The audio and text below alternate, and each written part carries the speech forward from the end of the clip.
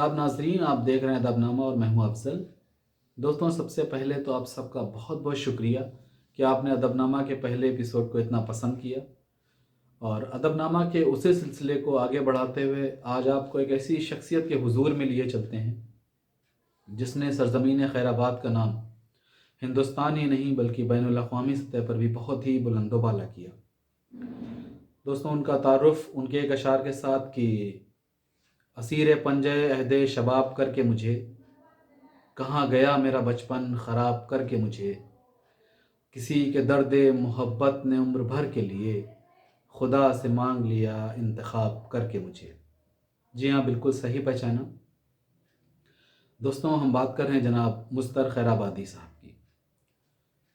आपका पूरा नाम सैयद मोहम्मद इफ्तिखार हुसैन था और आपकी पैदाइश 1865 1865 में खैराबाद में हुई। आपकी बुनियादी तालीमात आपकी वालदा के ज़रिए आपके घर पे ही हुई। वो एक बेहतरीन शायरा भी थी, तो जिसके ज़रिए जब आपको उर्दू का शौक़ और आपको शायरी का शौक़ हुआ तो वो आपकी पहली उस्ताद भी रही। बाद में आबोदाने की क़वायद में आपने खैराबाद से हिजरत की और टोंक, ग्वालियर, भोपाल, रामपुर वग़ैरह में आपने काफ़ी अरसा काम किया। बाद में आप ग्वालियर में ही मकीन हो गए और आपने ज़िंदगी तमाम एतबारुल मुल्क जैसे एजाज़त से नवाजा भी गया। आपके शेरी मजमू में नज़र खुदा जो कि गज़लों का मजमूआ था और मिलाद मुस्तफ़ा जो कि आपका नात पाक का मजमूआ था, वो भी मंजर आम पे रहा। आपने करिश्माए दिलबर नाम से एक मैगज़ीन भी पब्लिश की उन दिनों। और बहर तवील इस वक्त पूरी दुनिया में इतना ज़्यादा मशहूर मारूफ़ है, कहा जाता है कि उर्दू लिटरेचर में शायद इतनी बड़ी बहर में या इतने बड़े मिसरे में कोई शायरी नहीं की गई। और अभी लगभग 2 साल पहले आपका एक शेरी मजमूआ गुलशन भी मंजर आम पे आ चुका है। ये आपके नाम को बेहद खूबसूरत और बहुत ही मुनज़्ज़म अंदाज में आगे बढ़ाया। उनमें से आपके साहबजादे जनाब जानिसार अख्तर साहब और उनके साहबजादे यानी कि आपके पोते और मौजूदा वक्त जनाब जावेद अख्तर साहब आज भी उर्दू अदब की उतनी ही शिद्दत से खिदमत कर रहे हैं। दोस्तों, जिस शख्सियत से आपको हम रूबरू कराना चाहते हैं वो किसी भी तरह से तारुफ के अगर उनके बारे में अगर हम किसी तरह का तारुफ करें तो वो सूरज को दिया दिखाने जैसा होगा। आप का ताल्लुक़ खैराबाद से तो है ही है, साथ में आप इस वक्त राजधानी दिल्ली में द हिमालयन कंपनी में जॉब कर रहे हैं और वहीं फ़िलहाल अदब की खिदमत को अंजाम भी दे रहे हैं। और दोस्तों, आपके 2 शेरी मजमूए, एक कौसे कुज़ा और एक कौसैन, मंजर आम पे आ भी चुके हैं और आपके बहुत सारे जो शागिर्द कह सकते हैं वो भी इस वक्त अदब की खिदमत को बहुत ज़्यादा बेहतरीन तरीके से अंजाम दे रहे हैं। दोस्तों, ज़्यादा वक्त ज़ाया ना करते हुए हम आपको उनके हुजूर में ले चलते हैं और आज हमारे बीच में है जनाब सैयद ज़िया अलवी, ज़िया खैराबादी साहब। हज़रत, ज़रा आप हमें अपने शेरी सफ़र के बारे में कुछ बताएं। शेरी सफ़र तो हमारा ग़ालिबन वो शेरी सफ़र तो नहीं, लेकिन जो इब्तिदा हमारी हुई वो 1978 से हुई। जब हम हाई स्कूल में 9th क्लास में पहुँचे तो हमारे करीब में एक बहुत अजीम शख्सियत क़याम पज़ीर थी और उनका नाम नामी था हज़रत जुम्बिश खैराबादी जी। तो उन्होंने एकेडमिक तौर पर मुझे प्राइमरी क्लासेस में पढ़ाया भी था और बहुत शफ़क़त फरमाते थे। मेरे वालिद के दोस्तों में भी थे और मेरे वालिद भी उनसे मशवरे सुखन किया करते थे। तो जुम्बिश साहब ने मुझे ये इस ज़ौक़ की तरफ माइल किया और यहाँ एक बज़्म असीम हुआ करती थी उस ज़माने में, तो वहाँ तरही मुशायरे हुआ करते थे जी। और उस तरही मुशायरे में एक तरह निकलती थी। तो जब एक तरह निकली तो वो हमको भी मास्टर साहब ने दी, जुम्बिश साहब ने, और फिर हमने भी अपनी उसमें कुछ शुद्ध की जी। और वो पहली गज़ल हमारी थी और मुझे तरह वो आज भी याद है। गज़ल तो अपनी नहीं याद है कि पानी भी बरसता है शोले भी निकलते हैं, पानी भी बरसता है शोले भी निकलते हैं, ये मिसरे तरह थी। तो हम कह सकते हैं कि 1978 से हमने इस अदब की में कदम रखा और उस वक्त चूँकि बहुत ही एक कम उम्री थी, शऊर की मंजिलें अभी पूरी मिल भी नहीं पाई थी, लेकिन शेर का آغاز ہو گیا تھا، اور سخن فہمی چونکہ ایک گھریلو ماحول سے ہم کو ملی تھی، تو سخن فہمی بھی ہمارے اندر الحمدللہ موجود تھی پہلے سے۔ جی، آپ دراصل ادب کو کس نظریے سے دیکھتے ہیں جو آپ کے دور میں رہا؟ جسے آپ بتا رہے ہیں سن 78 سے لگ بھگ آپ اس ادب میں فیلڈ میں کام کر رہے ہیں اور کافی لمبا وقت گزرا، تو کیا بدلاؤ آیا ابھی تک ان سب دور میں؟ کافی بدلاؤ آیا، اور تبدیلی تو کائنات کی فطرت ہے، ہر چیز بدلتی ہے وقت کے لحاظ سے، اور صرف ادب نہیں بلکہ زبانیں بھی بدل جاتی ہیں، زبانوں کی قدریں بدل جاتی ہیں، زبانوں کے الفاظ بدل جاتے ہیں، تہذیبیں بدل جاتی ہیں، تو کافی کچھ بدلا۔ ہمارے عہد میں ہم لوگ جب، چونکہ وہ اس وقت قصبے میں نشستیں ہوا کرتی تھیں، اور وہ نشستیں درسگاہیں ہوا کرتی تھیں، جی، وہاں سے درس حاصل ہوتا تھا، اٹھنے کا، بیٹھنے کا، نشست و برخاست کا، یہ تمام ادب وہیں پر سکھائے جاتے تھے، یہ کسی کتاب میں نہیں ملتے ہیں، یہ اس سوسائٹی میں ملتے ہیں کہ جہاں پر ہم لوگ بیٹھتے ہیں۔ تو ہمیں پتہ تھا کہ ہم اپنے استاد کا جب احترام کرتے ہیں تو ان کے ہم مسئلوں کا بھی ہمیں احترام کرنا ہے، اور پھر اپنے سے جو سینئر ہیں ہم سے، جو شعراء، ہمیں ان کا بھی ادب کرنا ہے۔ اور پہلے جو تھا وہ موضوعات پہ، جو موضوعات پہ شاعری ہوتی تھی، آج ان موضوعات سے شاعری ہٹ گئی ہے دوسرے، لیکن میں اس بات کو ہرگز نہیں مانتا ہوں، کیونکہ غزل نے 3-4 صدیوں کا سفر نہیں کیا ہے، مختلف زبانوں سے ہوتی ہوئی یہ اردو میں آئی ہے، اور غزل کی جو اپنی روایات ہیں بڑی ہی نازک و نرم و لطیف یہ صنف سخن ہے، جی جی، اور اصناف جتنی بھی ہیں اردو شاعری کے اندر اس میں بہت سی گنجائشیں ہیں، لیکن غزل جو ہے وہ اتنی نازک و نحیف ہے کہ اس کے ساتھ اگر کہیں پر بھی جب سختی ہوتی ہے تو غزل وہ رہی رہ جاتی ہے۔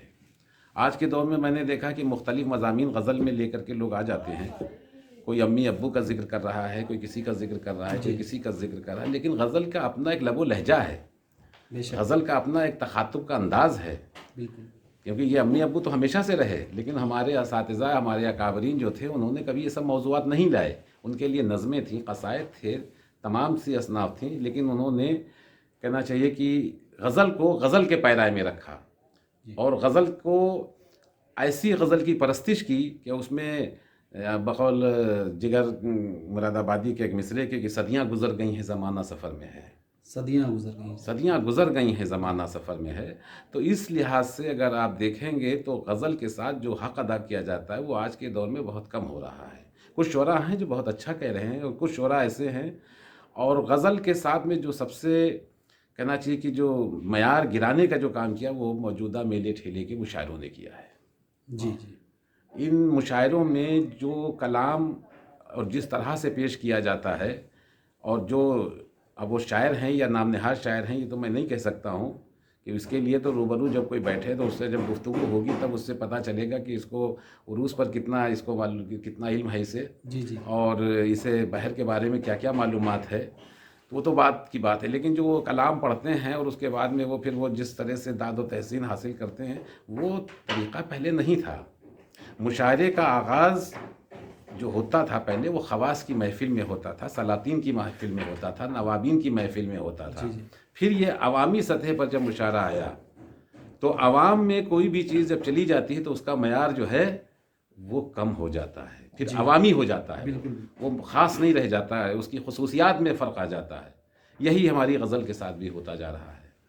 اصل آپ نے کافی لمبا عرصہ دیا ہے، آپ نے خیر آباد بھی دیا، آپ دلی میں بھی اس وقت رہ رہے ہیں، تو آپ یہ بتائیں خیر آباد کا جو ادبی ماحول رہا جس وقت آپ یہاں تھے، اس میں اور دلی کے ماحول میں کیا فرق ہے؟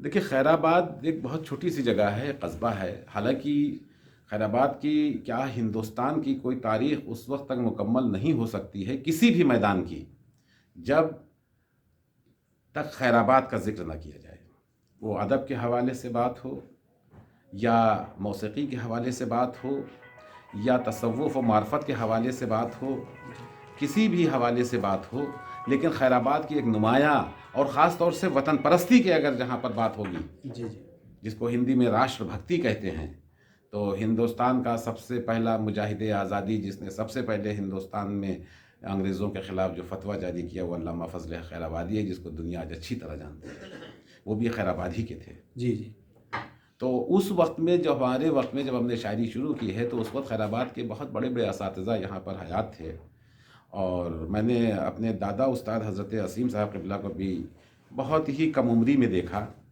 کبھی میں نے اس وقت وہ ایسا تھا کہ بس میں طفل مکتب تھا پرائمری کلاسز میں، تب میں نے ان کی زیارت کی تھی.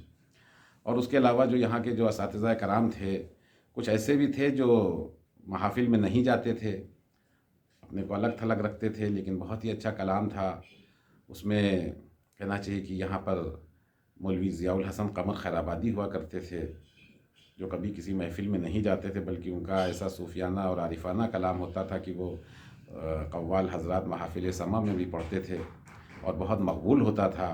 اسی طرح حضرت عارف خیرآبادی تھے، جن کا نام تھا نثار احمد فاروقی، اور عرفیت میں انہیں ملا میاں کہا جاتا تھا، اور عارف تخلص کرتے تھے. وہ بھی محافل سے بہت اجتناب برتتے تھے. تو اس طرح کے بہت سے اساتذہ میں نے دیکھے ہیں جو ہمارے عہد میں حیات تھے. جناب قدسی صاحب تھے، اور ہمارے قریب میں جناب ثابت خیرآبادی صاحب تھے.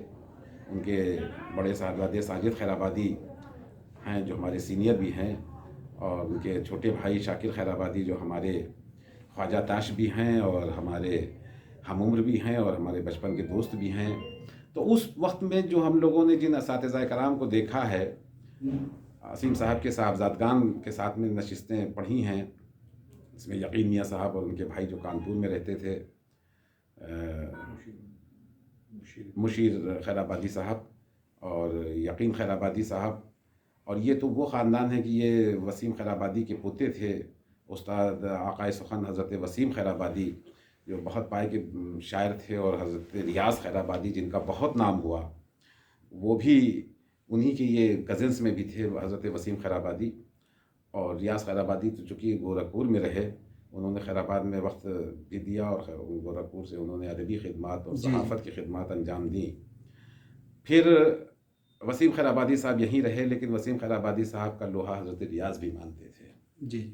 تو دبستان امیر مینائی کے شاگردان امیر مینائی کا ایک بہت بڑا گروہ خیرآباد میں تھا، جس میں بہت سے شعراء تھے. کوثر خیرآبادی بھی تھے، بسمل خیرآبادی بھی تھے، مستر خیرآبادی بھی تھے، وسیم خیرآبادی بھی تھے. ہمارے پڑوس کے قصبے میں جگر بسوانی صاحب بھی تھے. یہ ایک بہت بڑا انبوہ تھا جو ان کے شاگردان امیر مینائی کا یہاں پر قیام پذیر رہا، اور انہوں نے ادبی اس طرح سے خدمت کی بغیر کسی لالچ اور طمع کے. کوئی رزلٹ نہیں چاہیے تھا، صرف ایک خدمت میں لگے ہوئے تھے. جی. آج کل کے شعراء جو ہیں، ہم جیسے لوگ جو ہیں، وہ تو بہرحال کچھ نہ کچھ چاہتے ہیں کہ ہمارا جو کام ہے اس سے ہمیں کچھ حاصل ہو، کچھ نہ حاصل ہو تو کم سے کم شہرت ہی حاصل ہو. جی. لیکن یہ لوگ اس کے بھی متمنی نہیں تھے. جیسے آپ نے کافی بڑا بدلاؤ دیکھا ہے خیرآباد میں، یا پوری اب دنیا میں اور کئی جگہوں پر بھی کافی مشہور اور مقبول بھی ہے آپ کی شہرت. آپ صرف اتنا سا ہمیں ایک آئیڈیا دیں کہ خیرآباد کا جو پچھلا دور تھا، جو آپ کے ٹائم پہ تھا اردو کا، اور جو اس وقت کے حالات ہیں، آپ آتے رہتے ہیں خیرآباد اکثر، تو اب دونوں میں کیا فرق آپ کو نظر آتا ہے؟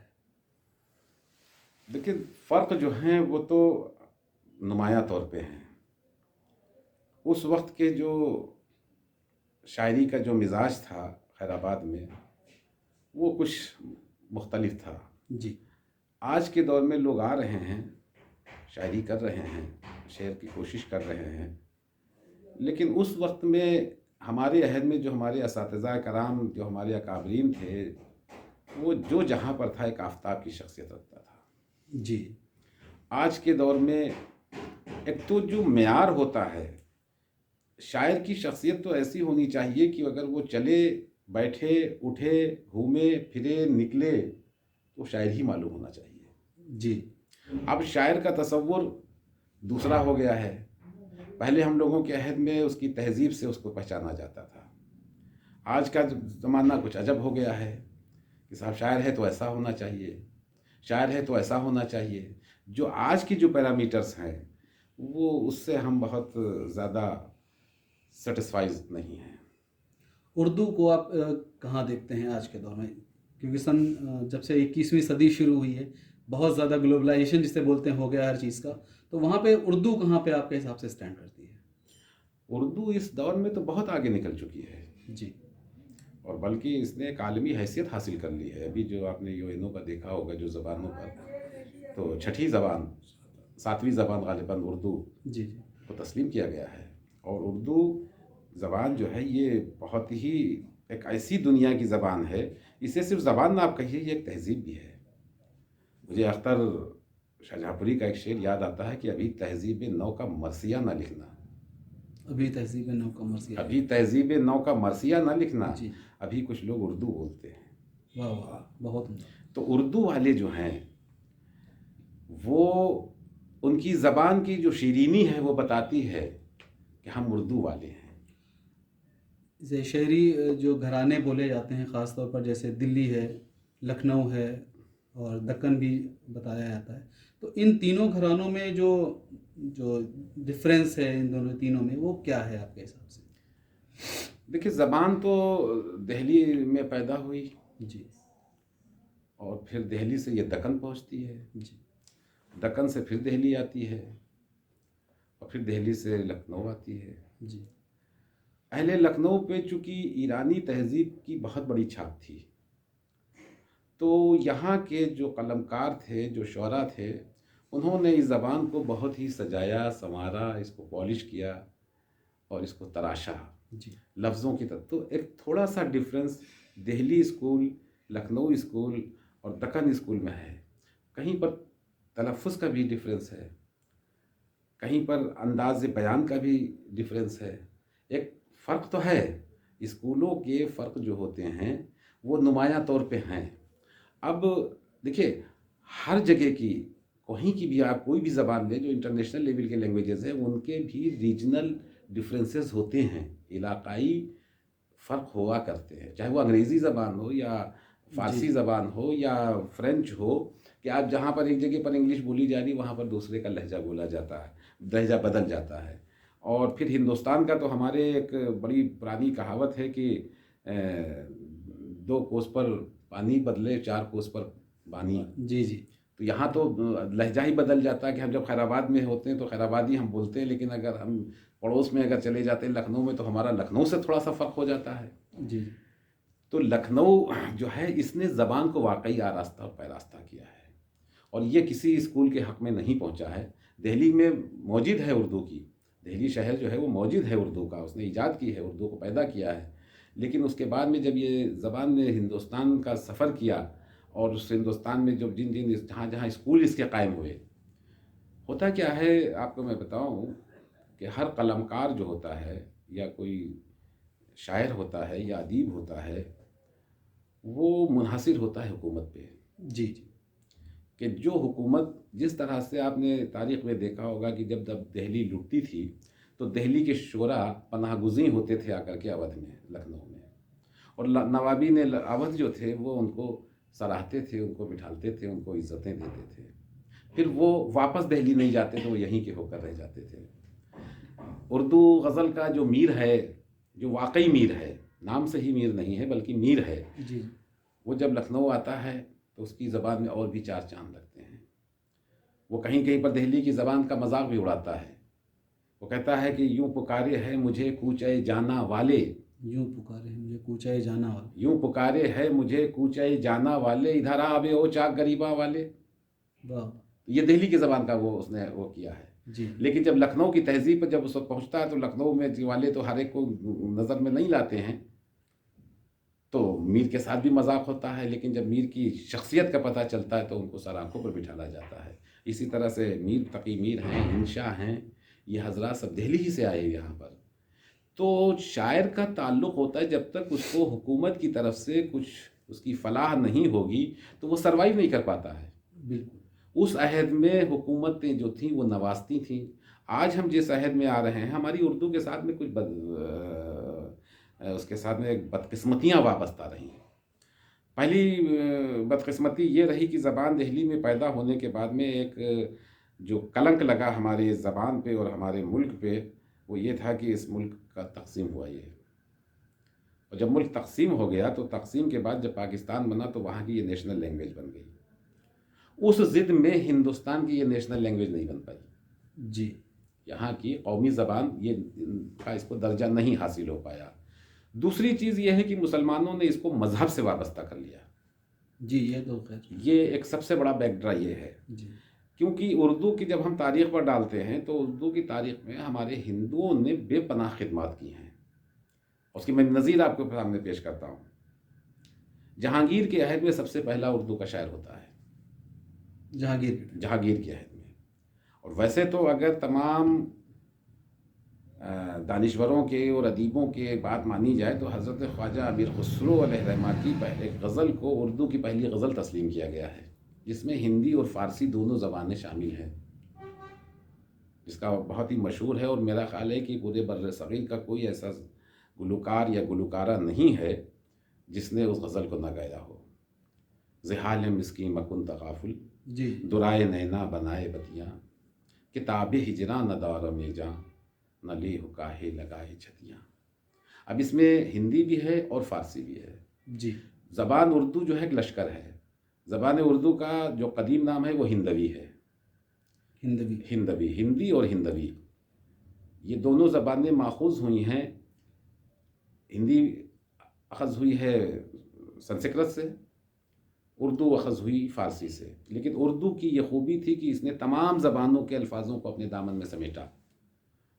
اس میں ٹرکش زبان بھی ہے، ترکی الفاظ بھی ہیں، اس میں کچھ انگلش کے الفاظ بھی ہیں، اس میں ہندی کے بھی الفاظ ہیں، اس میں سنسکرت کے بھی الفاظ ہیں، اس میں فارسی کے بھی الفاظ ہیں. تو یہ ایک لشکر ہے جی جی کہ جو زبان ہم بولتے ہیں، ہمارے بہت سے جتنے بھی ہمارے اسٹوڈنٹس ہمارے سے جو لوگ منسلک ہیں وہ سارے کے سارے غیر مسلمس ہیں 90%. تو ان کو میں بتاتا ہوں کہ دیکھیے اردو جو ہے یہ زبان پورے ہندوستان کی ہے. جی جی یہاں پر اب آج کے تاریخ میں آپ کہیں پر بھی دیکھیے کوئی صوبہ ایسا نہیں جہاں پر اردو کی شاعری نہ ہو رہی ہو. وہ ساؤتھ کے کوئی صوبے ہوں، تمل ناڈو ہو، کرناٹکا ہو، دکن ہو، یا اڑیسہ ہو، بہار ہو، بنگال ہو، پنجاب ہو. جی جی جب کوئی اردو والا اردو بولتا ہے تو غیر اردو والا اس سے بغیر متاثر ہوئے رہتا ہی نہیں ہے. تھوڑا سا ہم یہ بھی جاننا چاہیں گے کہ اس وقت جو موجودہ حالات ہے، جو نئی جنریشن نسل نو جو ہے، وہ ادب میں کس طرح سے آگے بڑھ سکتی ہے، یا کچھ آپ ان کو جو میسج دینا چاہیں اپنے ذریعے سے؟ دیکھیے جو آج کی نئی نسل ہے اس سے بڑی ہمیں امیدیں ہیں اور کوشش بھی لوگ کر رہے ہیں اور زبان کی خدمت بھی کر رہے ہیں. لیکن ایک طبقہ ایسا ہے جو مشاعروں کی دنیا سے جو جڑا ہوا ہے. جی تو آج کے مشاعروں کو آپ بھی سنتے ہیں. جی جی وہاں پر جو کلام کا جو معیار ہے، حالانکہ جو کلاس کے مشاعرے ہوتے ہیں وہ اپنی جگہ پر ہیں، لیکن جو میلے ٹھیلوں میں ہونے لگے ہیں وہ ایک صرف تفریح کا سامان بن گئے ہیں. مجھے گوپال داس نیرج صاحب کا ایک اسٹیٹمنٹ بہت اچھا لگا. انہوں نے کہا تھا، ہندی کے اور اردو کے کمپیریزن میں کہا تھا کہ اردو کی شاعری کا مستقبل جو ہے وہ زیادہ روشن ہے بنسبت ہندی کے کوی سمیلنوں کے. کیونکہ ہندی میں کویتا کا ارتھ جو ہے وہ انہوں نے خالی صرف مذاق سمجھ رکھا ہے جی کہ کویتا ہے تو اس میں ہاسیہ ہوگا، جبکہ ہاسیہ کا ایک بہت ہی مختصر سا رنگ ہے، اردو میں بھی ہے، ہندی میں بھی ہے. لیکن جو سنجیدہ شاعری ہے اس کا دامن بہت وسیع ہے. تھوڑا سا ہم چاہیں گے کہ ہمارے جتنے بھی ویورز ہیں، جتنے بھی ہمارے سامعین ہیں، ان کو آپ اگر اپنے کچھ کلام سے ایک بار نواز دیں تو. نہیں، کلام تو میں جو مجھے جستا جستا یاد چند آئی ہے، لائن بس تھوڑا سا. میں نے کبھی غزل حال میں کہی تھی اور اس کا میں 2-3 شعر میں آپ کو سنا دیتا ہوں. اور چونکہ میں کافی عرصے سے ذیابطیس کا مریض ہوں اور میرے ساتھ سب سے بڑا مسئلہ یہ ہے کہ میری یادداشت جو ہے جی وہ بہت متاثر ہوئی ہے. اس کہنا چاہیے کہ یہ جو ہے ذیابطیس سے، تو اس کی وجہ سے مجھے اب اپنا ہی کلام یاد نہیں رہتا ہے. تو میں خیر کچھ شعر آپ کو سنا رہا ہوں.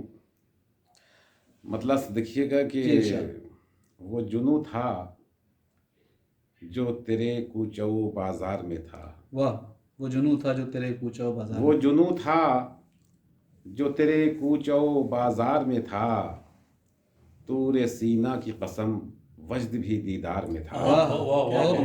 تور سینہ کی قسم وجد بھی دیدار میں تھا. وہ جنوں تھا جو تیرے کوچو بازار میں تھا، تور سینہ کی قسم وجد بھی دیدار میں تھا. نہ تو صحرا میں کہیں، نہ گلے گلزار میں تھا، نہ تو صحرا میں نہ تو صحرا میں کہیں، نہ گلے گلزار میں تھا، وہ سراپا تو نہا میرے ہی پندار میں تھا، واہ واہ واہ سبحان اللہ، وہ سراپا تو نہا میرے ہی پندار میں تھا، کیا کہنے صاحب، اور روئے جانا پہ نظر پڑتے ہی سب ٹوٹ گیا، روئے جانا پہ نظر روئے جانا پہ نظر پڑتے ہی سب ٹوٹ گیا، بہت خوبصورت، جو میرا ناز میرے جب و دستار میں تھا، جو میرا ناز بہت عمدہ، واہ واہ جو میرا ناز میرے جب و دستار میں تھا، اور تجھ کو دیکھا تو یقین مجھ کو ہوا ہے خود پر، تجھ کو دیکھا تو یقین، تجھ کو دیکھا تو یقین مجھ کو ہوا ہے خود پر، ورنہ تو میرا پتہ پردہ اسرار میں تھا، واہ واہ واہ پردہ اسرار ورنہ تو میرا پتہ پردہ اسرار میں تھا۔ دوستوں یہ تھے جناب سید ضیاء علوی، ضیاء خیر آبادی صاحب، اور امید کرتے ہیں کہ آپ کو یہ شو بہت پسند آیا ہوگا اور بہت کچھ سیکھنے کو ملا ہوگا۔ دوستوں یہ ایسی شخصیتیں ہیں کہ جو ہمارے بیچ قدرت کا ایک بے حد انمول نمونہ ہیں، بہت خوبصورت کلام ان کا ہے، بہت خوبصورت خیالات بھی ان کے ہیں، اور امید ہے آپ سب ان سے بہت کچھ سیکھنے کو ملے گا آپ کو۔ اور اگر آپ کو یہ شو پسند آیا ہو آپ لائک اور شیئر ضرور کریں، اور پلیز سبسکرائب کرنا مت بھولیں۔